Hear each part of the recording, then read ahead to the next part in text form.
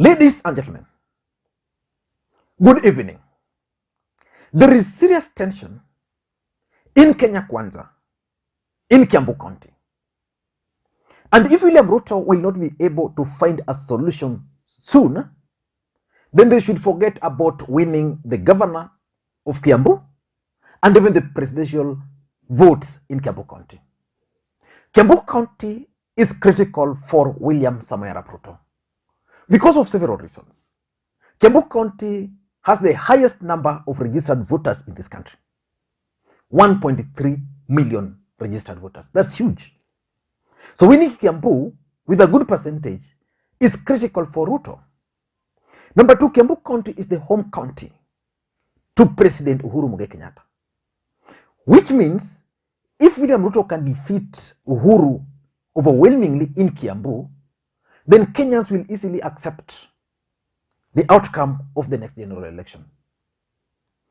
And Kiambu County has the highest number of gubernatorial candidates allied to Kenya Kwanza. So it's critical. Yesterday, Kuria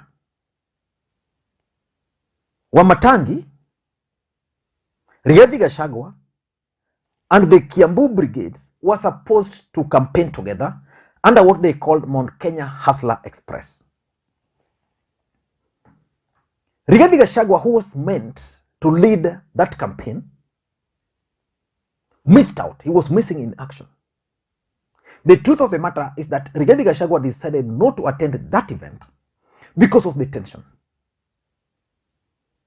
He had a credible intelligence report that the event was going to turn chaotic at some points. And he was advised that the best thing for him was to pull out, because if he had attended this event, it would have been interpreted that it is actually Rigathi Gachagua who was rejected. So he stayed out of the event. And when the event began, there was serious chaos, pitting Kuria and his enemy, the senator for Kiambu, Wamatangi.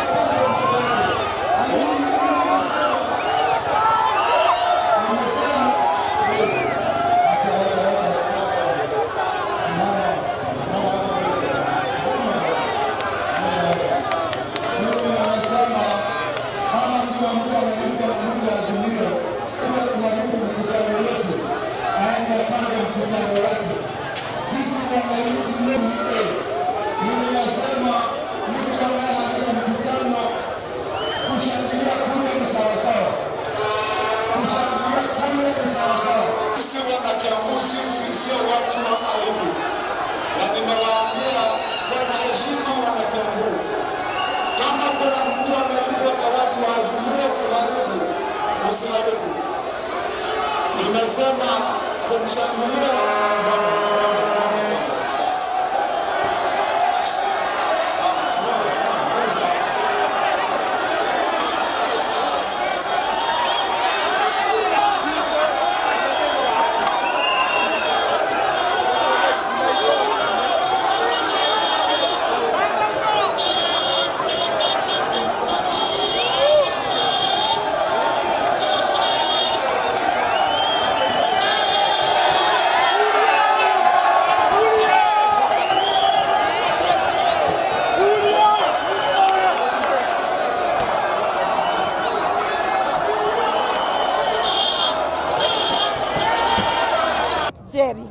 Mimi ni mfanyikazi Kiambu Town. Leo yote tumeshinda kama tumejiandaa, tukiwa tumevaa nguo za yellow za chama yenye tunawakilisha, chama ya UDA. Na leo tumekasirika sana kuona mkubwa wetu mmoja Moses Kuria anapanga kuja kuharibu mkutano, na amekosea. Na Moses Kuria, tafadhali uache hiyo mambo. Mlikuwa mpita dakika kidogo sana, muongee kwa amani na mwingine aongee, na sasa sisi ndio tulikuwa tujiamulie mkubwa mwenye tunataka. Tafadhali tunaomba amani kwa viongozi wetu, na tunaomba amani kwa kaunti yetu ya Kiambu. Jina naitwa Anne Wambui. Sisi ndio supporters wa UDA hapa Kiambu, na tumesikia sana juu ya Moses Kuria. Sisi tunapenda amani. Tungeomba Ruto kwenye huko utusikize. Kama ni Moses Kuria, umwahidi kiti yenye utampea huko juu. Acha kuja kutuharibia siasa zetu hapa chini. Kuna watu walikuwa wamelipwa, kuna watu hata wamekuja anza kusema mambo za Azimio, tunawajua. Tunaweza point moja tumewajua. Ndio wamekuja kutuharibia mkutano yetu leo. Sisi tumejipanga, tulianza kampeni zetu na sisi tuko na amani. Moses Kuria tuambie kama yeye ni wa Azimio ama ni wa UDA. Hatutaki kuletewa nyefu hapa hivi na Moses Kuria.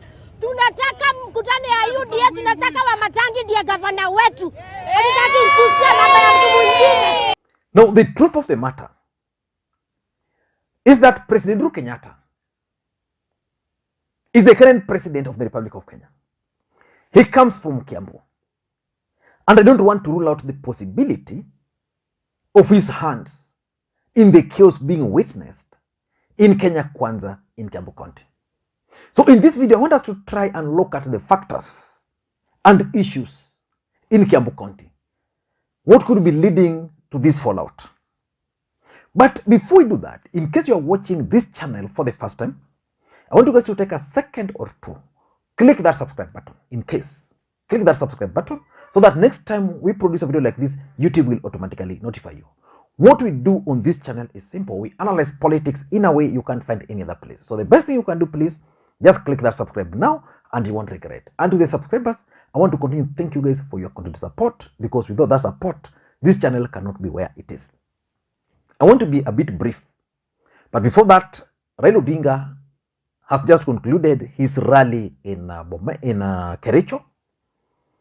I'm going to do a critical analysis of that rally, because the reception, in my view, was massive. And I want to tie that analysis to William Ruto talking about Raila Odinga planning to arrest him at the ICC, why he was reviving that particular talk. And he's also continuing with his campaigns. And from what I'm observing, William Ruto has also changed his strategy. If not, his key allies are under a lot of pressure and are no longer accompanying him. Sylvanus Osoro is, for example, tied in Kisii. Aisha Jumwa is now tied down there. Musalia Mudavadi is tied in Western. And the Mount Kenya brigades are seemingly tied in their respective constituencies and counties, save for Ndindi Nyoro, who is now the roving ambassador. But we will look at William Ruto's latest strategy, which he hopes will help him defeat Raila Odinga and President Uhuru Kenyatta. For now, let us focus on Kiambu. What are some of the issues in Kiambu, politically speaking? The first fact which we can't run away from is that Kiambu County, the major political party there, is UDA. UDA is the most popular party in Kiambu, probably followed by Jubilee. But there's the element of Moses Kuria.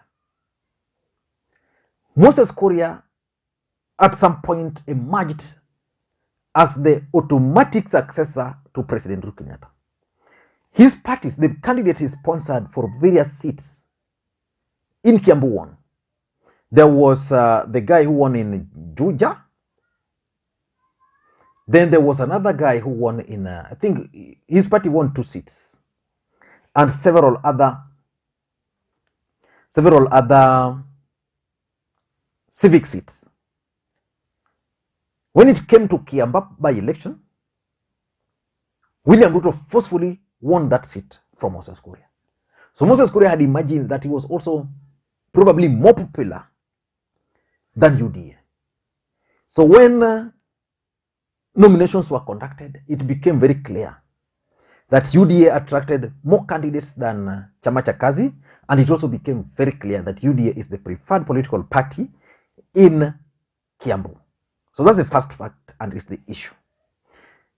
The second fact is that Moses Kuria, as we speak, is a co-principal alongside Weta, Mudavadi, and Ruto in Kenya Kwanza, which means automatically in Kiambu, Moses Kuria should be up above the senator, Kimani Wamatangi. But because Kimani Wamatangi is also a candidate on UDA, and UDA is the most popular party, and being the senator, he also feels that he should be up there. And it has also, what is also emerging is that this is creating serious misunderstanding in Kenya Kwanza. Moses Kuria wants to be treated as above these guys, but he's a candidate just like these other guys. Remember when the former governor Kabogo was also still in Kenya Kwanza, it meant they had two principles. So if Ruto was coming to Kiambu, protocol would have dictated that it was Ruto, maybe Mudavadi, then either either Moses Kuria or Kabogo. But William Ruto wants to treat Mount Kenya as a UDA zone. So he has his own political party and the candidate. So that is the other issue here. How do you treat Moses Kuria in Kenya Kwanza? If you treat him specially, you will have an edge over the rest. And that's something these guys would not want to happen.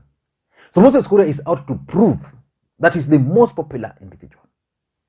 That's why Wamatangi found it rough there. Number 3 is that William Ruto is actually keen on winning Kiambu seat. Not through any other party, but through UDA party. That's why he decided that after conducting several opinion polls, he settled on Wamatangi. Because let's face it, of all the people who are running on UDA, Wamatangi was the most popular. Although there was Wajangol, but Wajangol is independent a bit. William Ruto would not want to work with someone like him. So that's another issue. The issue of winning the seat. Uhuru would want to retain the seat. Remember, Moses Kuria also comes from Gatundu South. He represents Uhuru Kenyatta. So it means Ruto would want to win Gatundu South, would want to win the Senate, and would also want to win the governor. So to win those seats, it means they will have to do everything possible to the advantage of their candidates. That's why the last time Rigathi Gachagua was here, he was very clear that they have UDA. He appealed to the residents to vote for UDA. So that's the other fact, that William Ruto is keen on winning Kiambu, but under UDA. Where does that put Moses Kuria? That's why Moses Kuria was posting something on his Facebook page. Very interesting stuff. Let me just get it. He's saying,